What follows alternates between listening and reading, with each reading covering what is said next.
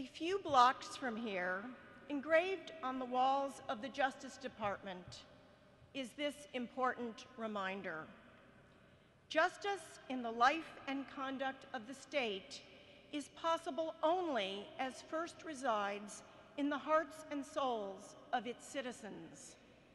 Today, as we contemplate the meaning of justice, it is worth recalling that one of the first things the Nazis did was to redefine the nature of citizenship, excluding Jews and others from the protection of the law. And they did this through the law.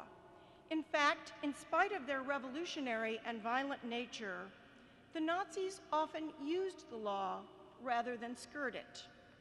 And judges, who were highly respected in society, were among those inside Germany who could have effectively challenged the regime and its hundreds of laws that restricted basic rights and freedoms. And yet, the overwhelming majority of judges did not. For 12 long years, hearing countless cases, most interpreted the law in ways that facilitated the Nazis' agenda. Their role was so instrumental that after the war, Nuremberg prosecutor Telford Taylor, in commenting on the judge's trial, said this: "The dagger of the assassin was concealed beneath the robe of the jurist." Now, when we think about the power these judges had and the enormous consequences of their decisions, it is striking to compare their actions to those who were seemingly powerless.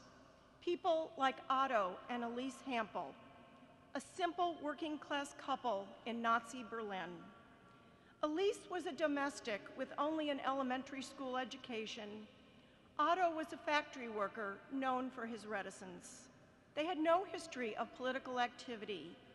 And yet, in 1940, they decided to resist Nazism by secretly dropping postcards all over Berlin, calling for civil disobedience and workplace sabotage.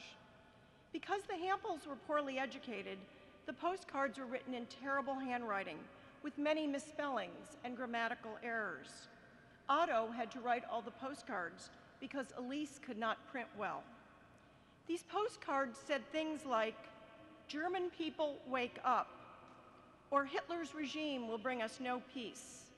Another said, "Hitler's war is the workers' death." Germans who found them turned them into the police, but the Hampels persisted. For almost 3 years, they dropped hundreds of these postcards throughout Berlin. An angry and confused Gestapo were convinced they were dealing with a large, sophisticated, well-organized resistance movement. But it was just one ordinary couple.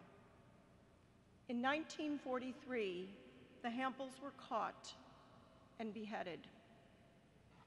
And there's one more thing to say about the fate of the Hampels. Before they were executed, they were put on trial in accordance with the law. Such was Nazi justice.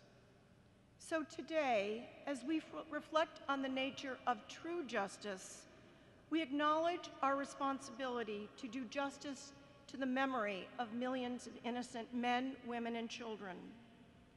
And let us also remember and be inspired by those like the Hampels who paid with their life as they struggled to create a more just world.